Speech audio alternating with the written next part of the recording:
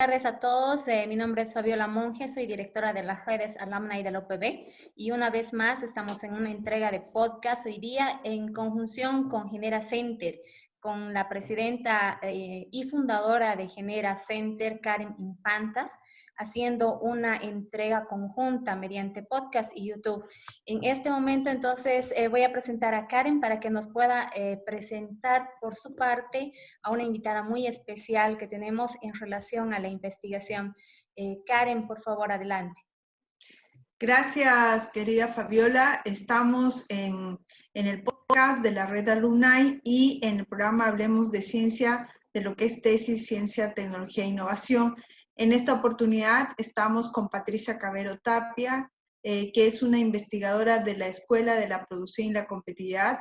Tiene un doctorado en Ciencias Económicas del Instituto de Tecnología y Management de la Universidad Técnica de Berlín, magna cum laude, así es que estamos con una magna cum laude. Asimismo, tiene una maestría, y ese es un tema que es particularmente importante en este podcast, de Innovation and Technology Management de la Universidad de Ciencias Aplicadas de Brandeburgo. Es ingeniera de sistemas, así que somos compañeras de profesión.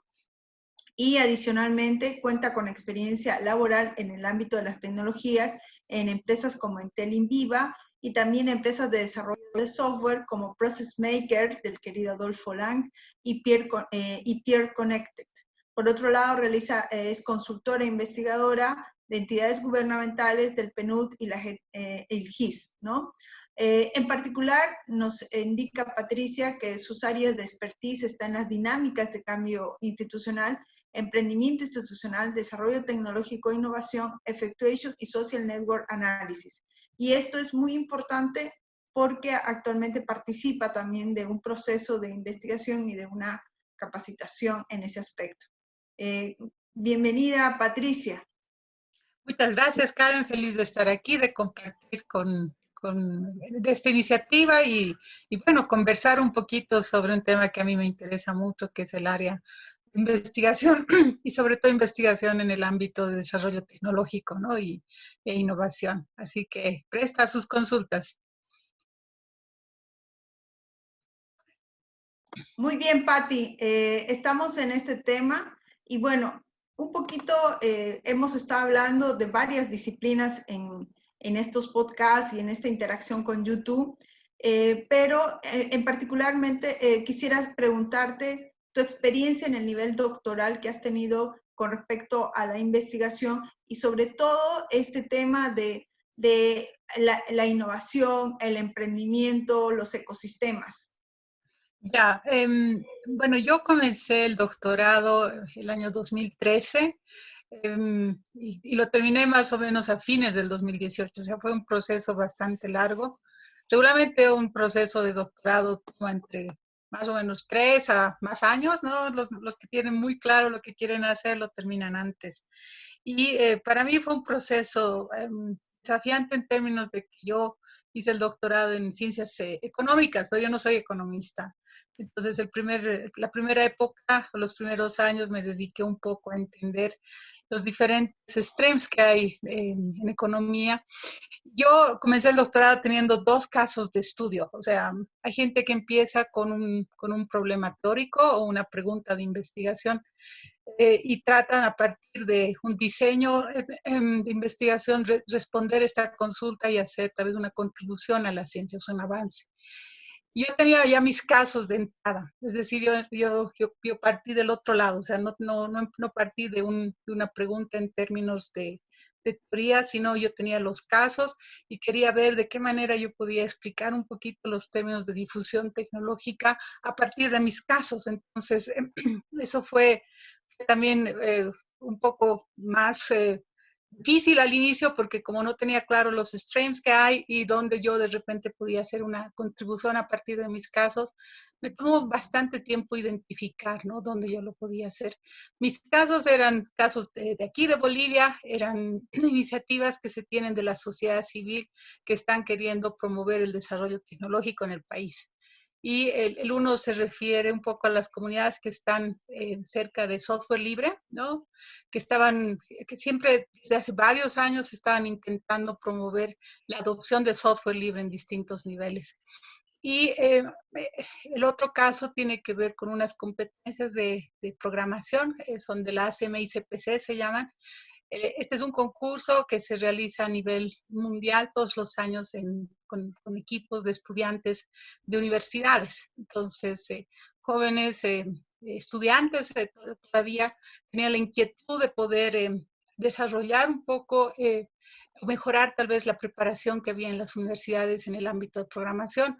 Y primero convencieron a su profesor para ellos participar y después dijeron, no, hay que traer la competencia a Bolivia y empezaron a organizar estos eventos de una forma muy, como les dijera, muy de voluntarios, o sea, eh, hablaron con profesores, con estudiantes y lograron después de unos años de que se lleve adelante en muchas universidades, creo que alrededor de, ahorita son como 20 o 24 universidades, en todas las ciudades, o sea, en todas las ciudades principales, también están en Yacuiba, ¿no? Y cada año van rotando de sede. Pero no termina la historia ahí, sino que después de un tiempo ellos se dieron cuenta de que para que los participantes puedan clasificar a la ronda mundial, necesitan iniciar su preparación en ámbito de programación antes. Entonces, convencieron un poco al Ministerio de Educación de iniciar las Olimpiadas estudiantiles en el ámbito de computación, ¿no? Y así conseguir que jóvenes inicien su preparación mucho más antes. Entonces, yo creo que esta iniciativa ha hecho un buen aporte en términos de formación, de capacitación técnica, ¿no? A los jóvenes de Bolivia. Entonces, estos eran mis casos y yo no sabía cómo hacerlo. Después entré en el ámbito de un stream que se llama Institutional Entrepreneurship, que es un poco el emprendimiento institucional, o sea, cómo podemos cambiar instituciones, no piensen en la universidad o en el gobierno en mis casos, que de repente pues, no están tan abiertos a incluir cambios, ¿no? Como de repente gente eh, individual o en comunidad pueden generar cambios, ¿no? Entonces, ya teniendo el ámbito de aplicación fue mucho más simple continuar y ahí entré justamente en contacto con gente que trabaja en el ámbito de Fixation, que es lo que estoy ahora trabajando más fuertemente, que habla un poquito de cómo emprendedores, no en el ámbito institucional necesariamente, sino emprendedores en general, son capaces de cambiar un poco el mundo. O sea, ellos hablan de cómo es posible, o sea, hablan de making worlds, o sea, cómo podemos cambiar o generar cambios, ¿no? En distintos ámbitos y áreas. Y bueno, escribí un poco sobre esto en mi tesis. Ahora, ya en términos de formación, o sea, ese es un poco cómo llegué, qué es lo que hice. Ya en términos de formación académica, creo que el doctorado, para quien de repente tenga interés de seguir este ámbito de formación, requiere un poco que uno se abra y pueda participar en distintos ámbitos de discusión y de colaboración. O sea, el ámbito académico no es un ámbito solitario donde de repente uno tiene sus ideas y sus hipótesis, por así decirlo, sino que es en la interacción con otros investigadores donde de repente uno tiene una mayor probabilidad de hacer alguna contribución a la ciencia. Y los estudiantes de doctorado regularmente participan en conferencias donde presentan sus avances, participan en escuelas doctorales y van trabajando en equipo, ¿no? Entonces, y esto en realidad perdón, un cachito mi batería. Y esto en realidad es como una formación dentro que después se refleja también en el recorrido académico, ¿no? O sea, ya como investigador eh, eh, tienes que trabajar en equipo. Y eso es bastante interesante, ¿no? O sea, hay una apertura general de poder trabajar con otros, de poder explorar fenómenos, en mi caso sociales, ¿no? Porque yo he hecho el doctorado en ciencias sociales. No sé si esto responde a tu consulta, Karen. Me parece muy interesante todo lo que has Sí. contado y sí, yo creo que sí responde la pregunta que te acaba de realizar Karen y creo que lo que estamos haciendo en este momento es un gran ejemplo de lo que tú misma comentas, ¿no? En este momento tenemos a Karen en Santa Cruz, tú estás en La Paz y yo en Cochabamba y además representamos a diferentes universidades cada una de nosotras, ¿no? Me parece Claro. una forma realmente muy interesante de trabajar y colaborarnos. Creo que la investigación realmente no tiene barreras y realmente no puede tener, no sé, tapujos, envidias y nada, nada por el estilo, ¿no? Tiene que ser siempre un empuje conjunto, un empuje de red, ¿no? Y creo que Karen es una de las que más impulsa las redes en nuestro país. Así que me alegra mucho estar trabajando en estos temas con ella y me alegra haberte conocido. Quería hacerte una pregunta sobre el tema que tú has escogido. Tú trabajas en el área de lo digital, el emprendimiento y también la innovación. He estado con alguna otra persona que ha trabajado en el área digital, especialmente tecnología. Me dicen que es un área bastante, no sé si se puede decir machista, ¿no? Pero es muy dirigida por los hombres, si quieres, de una manera muy, muy delicada. Entonces, ¿cómo te sientes tú en ese ambiente? ¿Por qué lo has escogido? ¿Qué tan difícil es para ti trabajar en esa área? Yo en realidad, es un buen punto el que presentas. Es cierto, o sea, regularmente trabajar en el ámbito tecnológico y me ha pasado, ¿no? A veces ser de repente la única mujer en mi equipo, o la única, alguna época en la que tal vez era la única mujer en una empresa. Yo personalmente nunca lo he visto como un problema. Eh, en realidad me daba cuenta que por ejemplo, la forma de dirección era distinta. Incluso cuando era más joven pensaba que yo podía ser un buen team player, o sea, una buena colaboradora del equipo, etcétera, pero no me veía como jefe, ¿no? Porque los role models que tenía eran de repente gente que era visionaria, que básicamente sabía dónde quería ir, y yo decía, no, yo no me siento capaz de esto, ¿no? Sin embargo, después de algunos años leí, digamos, que en realidad la forma de liderazgo de las mujeres difiere, ¿no? Un poco de la forma en la que los hombres hacen, y que en realidad las mujeres avanzan en el liderazgo en comunidad, en equipo, ¿no? Entonces yo dije, ok, yo por eso tenía mi forma propia de hacer las cosas. Sin embargo, en algún momento, como no tenía un referente, pensaba, ¿no? No, yo soy un buen team player, no un líder, pero en realidad en mi estilo también estaba ejerciendo cierto nivel de liderazgo. Ahora, el año pasado, no, ya el anteaño pasado, recibí una invitación de un colega mío, de Boris Braniza, de trabajar en un estudio de por qué tan pocas mujeres eligen carreras STEM. Y ahí de repente tomé conciencia de esto. O sea, yo en lo personal creo que nunca me cuestioné si yo como mujer podía o no podía hacer algo, si de repente había machismo. Notaba ciertas diferencias como este incidente o esta anécdota sobre liderazgo. Sin embargo, nunca lo sentí como un peso, pero tal vez es una cuestión más personal. Pero a partir de la investigación que hemos trabajado en conjunto con otra profesora boliviana que está en Estados Unidos, Indira Guzmán, me di cuenta que en realidad es una problemática bastante amplia. Es decir, nuestra sociedad todavía tiene varios rasgos patriarcales. En nuestros hallazgos lo que hemos podido ver es en realidad que en el ámbito tecnológico en general eh,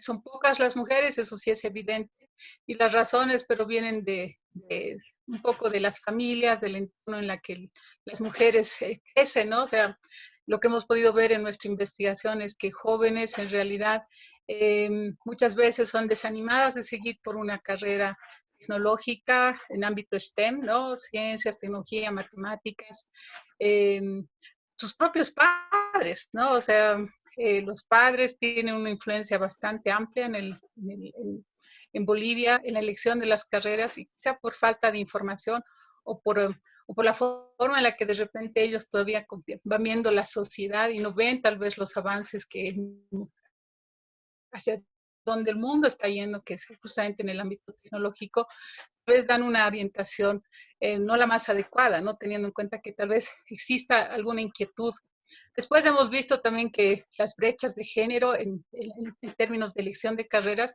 son muy distintas de la ciudad que de repente la periferia. O sea, la cuestión de la influencia social, ¿no? De cómo ven el rol de la mujer versus el rol del hombre en el campo es muy distinta al que de repente hoy en día tenemos en las ciudades. Entonces, de esto yo he podido, o sea, solamente no he tenido esa percepción. Sin embargo, a partir de esta investigación, yo he tomado conciencia de que es un tema que hay que atacar de fondo, ¿no? Dos, por varias razones, pero quizá yo podría decir, por un lado, porque el mundo, como les decía, está yendo en otra dirección. Es decir, se espera que ya mundialmente muchas mujeres puedan quedarse, por ejemplo, sin trabajo si de repente no tienen habilidades en el ámbito tecnológico. O sea, hay estudios de esto. Entonces, ¿qué pasa con Bolivia? ¿No? O sea, si nosotros no tomamos medidas para que de repente más mujeres estén en este ámbito, en el fondo la, las diferencias que hay de género no se van a cerrar, o sea, se van a ampliar. Entonces hay que tomar medidas en este sentido. Por otro lado, también está demostrado de que la diversidad en el género, ¿no? Contribuye mucho al desarrollo de las organizaciones. Entonces, tenemos que trabajar un poco para poder asegurar de que esta diversidad se encuentre también desde la formación, ¿no? Para que se puedan enriquecer. Entonces, hay varias tareas que hacer. Creo que a veces no somos conscientes, ¿no? Como me pasó a mí de la amplitud de la problemática. Sin embargo, yo desde que he tomado conciencia, sí, estoy viendo, ¿no? De poder colaborar en la medida en la que me sea posible en esto, ¿no? Comenzando, por ejemplo, con mis estudiantes, yo dirijo dos carreras que son una combinación de negocios y tecnología. Entonces trato, digamos, de que son nuevas, ¿no? Tengo estudiantes de primer año y segundo, ahora están comenzando, pero sé que parte de lo que tengo que hacer es inculcarles, ¿no? Eh,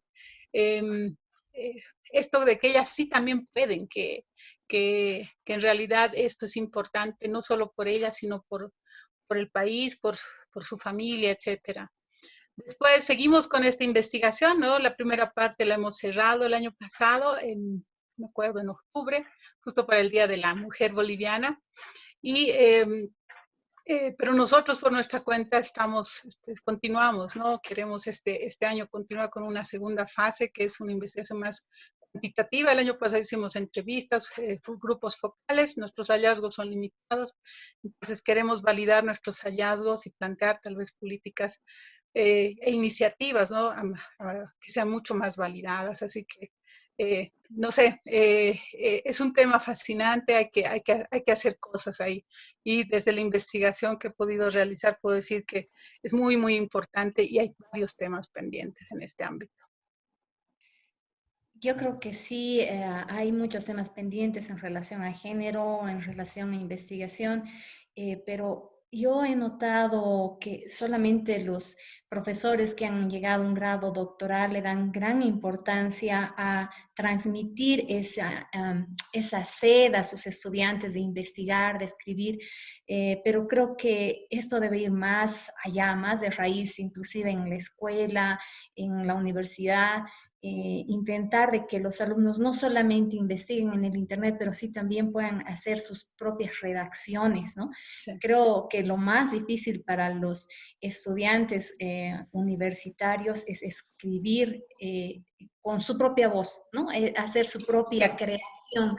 Entonces, mi punto un poquito iba hacia la recomendación que tú darías a los profesores, a los alumnos, en tu experiencia, desde dónde se debería partir esta necesidad, este interés, no sé, esta semillita para poder tener investigadores en el futuro. Pero es una pregunta estructural la que estás haciendo, ¿no? Como bien mencionabas, la parte de la formación educativa en nuestro país tiene muchos desafíos, ¿no? Partiendo de colegio, siguiendo por la universidad, etcétera. ¿Qué recomendaciones diría? Creo que no puedes enseñar algo de repente de lo que no tienes tu propia experiencia. O sea, yo y no es tan simple. Es decir, yo creo que si hablamos a macro level, ¿no? A nivel de políticas públicas, pero en general uno habla mucho de políticas públicas y es difícil que se lleven adelante, pero a ese nivel se tendría que impulsar a los mismos profesores a que de repente hagan la experiencia. Creo que a partir de esto es que si ellos se creen esto, si ellos creen que esto es importante, van a poder pues, crear espacios para que sus estudiantes den sus primeros pasos, ¿no? O sea, ya más a nivel micro, es decir, si pensamos, ok, el Estado pues no lo haga o tiene otras circunstancias o situaciones, creo que iniciativas tal vez más de grupos como ustedes, ¿no? Tú trabajas en una red de alumni, o Karen, que trabaja en el tema de redes. Creo que ahí, digamos, habría que generar espacios para que tal vez los profesores tengan o puedan hacer experiencias, ¿no? O generar tal vez algún tipo de materiales que incluyan tal vez algunos tópicos de investigación en aula, ¿no? Yo lo que hago es, hago algunos experimentos, ¿no? Esta semana tuve una clase súper bonita porque tengo una materia que se llama creación de empresas de base tecnológica, ¿no? Y mis estudiantes, yo a principio de semestre siempre pregunto qué les interesaría que llevemos, que es una clase especial. Y ellos me decían, profesora, que no sea teoría, que sea también más práctica y no sé qué. Entonces, a partir de esa inquietud, yo lo que les dije es, ok, hemos avanzado dos módulos. Y lo que les dije, ok, ahora ustedes van a ir a investigar. Entonces les dije, nosotros queremos crear empresas, entonces tenemos que hablar con los emprendedores. Entonces les planteé 4 tópicos, ¿no? Los 4 tienen que ver con contenidos teóricos de la materia. Y les dije, planteen preguntas para cada tópico, ¿no? Y vayan y pregunten, o sea, hablen con el emprendedor. Comprueben ustedes mismos que lo que se da en la teoría realmente aplica o no en la realidad boliviana. Y reflexionen, o sea, se aplica, qué características propias tiene. No aplica, ¿no? Porque también puede ser que en sus entrevistas no encuentren evidencia, ¿no? De que realmente lo que la profesora les enseña en las clases existe o no existe en Bolivia. Entonces, pregúntense por qué no aplica, o sea, qué está pasando ahí, o sea, entonces ese es el proceso de investigación, o sea, es entender un poco la teoría, es contrastar esta teoría con evidencia tangible, ¿no?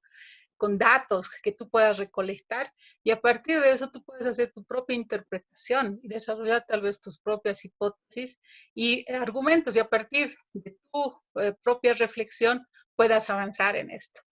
Y me ha ido bien, o sea, mis estudiantes realmente les ha gustado la actividad, no todos los grupos han encontrado tal vez evidencia o lo han podido reflexionar, porque quizás es la primera vez que alguien les dice, vayan, entrevisten y reflexionen, ¿no? Interpreten y denme argumentos o datos. Pero creo que ese es tal vez un ejemplo de cómo de repente a nivel micro se puede hacer.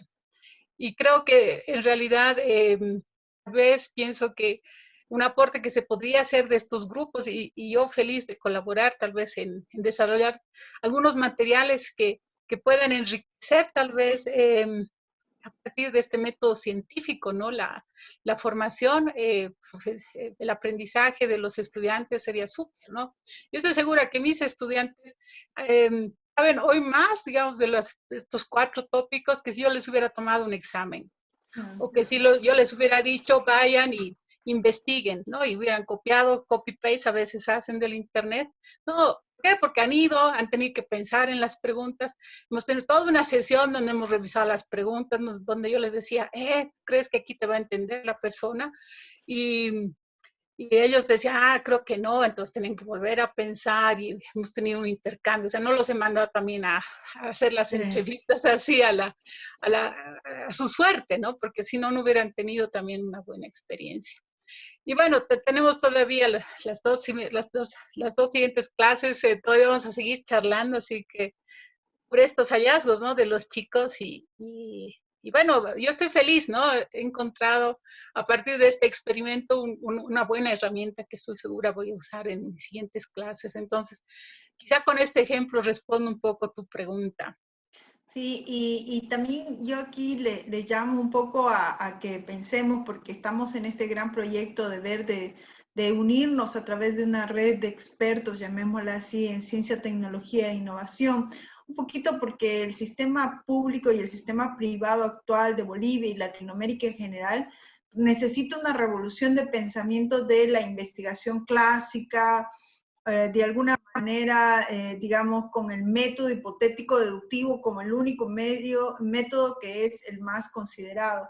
Y aquí yo les llamo una reflexión, aprovechando ya tus palabras, es que la red de expertos podría generar o ayudar a generar, viendo las revistas que hay ya vigentes en el mercado de las universidades, que estén asociadas a alguna de las universidades de los que estamos queriendo conformar esta red, para apoyarlos, por ejemplo, en base a tu experiencia, a que publiquen artículos no solo a nivel de maestría y doctorado, sino a nivel de pregrado, o sea, a nivel estudiantil, con un porcentaje, digamos, en la selección de los artículos que tenga una cierta equidad de género, ¿no? Para que de alguna manera habilitemos a que áreas como las áreas de ingeniería y las áreas de empresariales, que son las que a mi parecer hay menos, digamos, producción intelectual, puedan de alguna manera ser visualizadas en esta área, sobre todo porque justo la innovación y el emprendimiento son como áreas multidisciplinares, donde está lo social, está lo económico y está también lo tecnológico. Entonces, ahí las invito a que lo repensemos, veamos qué revistas científicas hay, porque a veces no es crear algo, sino es agarrar lo que ya está para incluirlo y poder de alguna manera contar con tu apoyo, Patti, con el apoyo de Fabiola, con el apoyo de los que queramos, guiar los trabajos ya en esta relación entre el posgrado y el pregrado, ¿no? Que es uno de los puntos donde se podría empezar. Bueno, Patti, gracias por tu presencia, por tu tiempo y tus palabras finales a ese estudiante de doctorado que a veces se siente medio disminuido, en algunos casos medio bajoneado, nos ponen un montón de memes para indicar que no continuamos, ¿no? Y eso se evidencia en el escaso número de graduados a nivel doctoral y por tu experiencia que no solo te has graduado a nivel doctoral, sino también en una universidad, en una temática que es una de las que actualmente se requiere mucho a nivel Bolivia. Entonces, Patti, tus palabras. Bueno, tal vez comenzamos con aquellos que están pensando en iniciar un doctorado. Yo creo que quien tiene la inquietud de aportar a la ciencia, de desarrollar un poco su recorrido en el ámbito intelectual, académico, animarles, o sea, animarles porque, como decía al inicio, este es un recorrido que se hace en equipo, con gente, ¿no? O sea, interactúas, es algo que uno no puede hacer solo, ¿no? Entonces, y uno recibe mucho, o sea, yo realmente a veces uno piensa, ay, soy tan pequeña y tengo mis pequeños casos que vienen de Bolivia, que a veces uno piensa que ni siquiera te conocen como país, y sin embargo te das cuenta que tu voz, que tu aporte, que tus ideas también cuentan, ¿no? Que desde tus casos, desde tu experiencia, desde tu vivencia puedes hacer una diferencia. Entonces, hacer esa experiencia creo que es maravillosa y si alguien tiene la inquietud, o sea, más que animarles, ¿no? O sea, lo importante es tener, creo que la clave del éxito es tener un tema que realmente sea de tu interés, o sea, algo que realmente te importe, ¿no? O sea, porque como Karen decía, a veces hay muchos tiempos de desierto, ¿no? Donde de repente no sabes cómo lo vas a hacer, sientes que eres nada en el mundo, etcétera. Sin embargo, o sea, es esa pasión, es eso que a ti te interesa que de repente puede hacer la diferencia. Y a los que están tal vez ya en el camino y están tal vez en este tiempo de desiertos, animarles a seguir, ¿no? Y a que busquen ayuda, a que pregunten, a que busquen hacer redes, ¿no? O sea, hay una frase célebre de Newton que decía, ¿no? Si yo he podido mirar más allá, ¿no? Ha sido porque yo me he sentado en los hombros de otros grandes, ¿no? O sea, yo he podido ver más allá, he podido descubrir cosas nuevas y grandes como las de Newton, solo porque me he podido soportar, o sea, me sostuve en los hombros de otros grandes. Entonces, esto no significa que solamente te tienes que sostener en los grandes, tal vez, aportes que tal vez hayan en tu área de gente que está tal vez lejana. Piensa en qué otros hombros hay cerca tuyo, qué personas conoces, qué te puede guiar, qué revista está trabajando en tu ámbito, qué conferencia, o sea, no tengas miedo de no poder, ¿no? Lánzate, pregunta. Yo muchas veces mandaba mis papers, mis propuestas, y decía, ay, ojalá me acepten, ¿no? O sea, ojalá sea suficiente. Y muchas veces con mucha alegría recibía, ¿no? Respuestas positivas, ¿no? Y a veces recibía una respuesta donde tal vez revisaba mi trabajo y tenía muchas correcciones, pero cada corrección vale oro, ¿no? Porque en realidad uno va aprendiendo en cada pasito que da. Entonces, si estás en ese tiempo donde es duro, abre un poco la perspectiva, ve quién te puede ayudar y lánzate, ¿no? O sea, no hay ningún trabajo pequeño, no hay ningún aporte que no sea lo suficientemente bueno. Todo es cuestión de tiempo, de que madure, de que evolucione, ¿no? Y eso toma tiempo, ¿no? Pues yo cuando estaba empezando el doctorado tenía una amiga boliviana también que estaba ya terminando y yo le decía, ay Erika, ya quisiera estar como tú, no sé, ya quisiera dormir y aparecer en 3 años y que todo estuviera listo. Y ella me decía, me dio un consejo muy, muy sabio, me dijo, no puedes saltar etapas. O sea, este proceso de maduración que hablaba hace un ratito, no se va a dar en un salto, ¿no? Como yo decía, ojalá pudiera dormir y despertar en 3 años con todo listo. No, es un proceso que uno tiene que ir, ¿no? De punta a cabo. Cada pasito, cada esfuerzo que haces te va a llevar más cerca, ¿ya?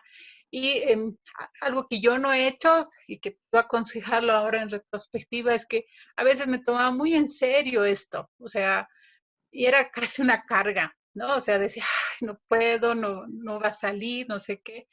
Y creo que hubiera podido hacerlo de una forma más liviana, ¿no? Porque al final yo estaba haciendo algo que a mí me interesaba, era un tema que me gustaba.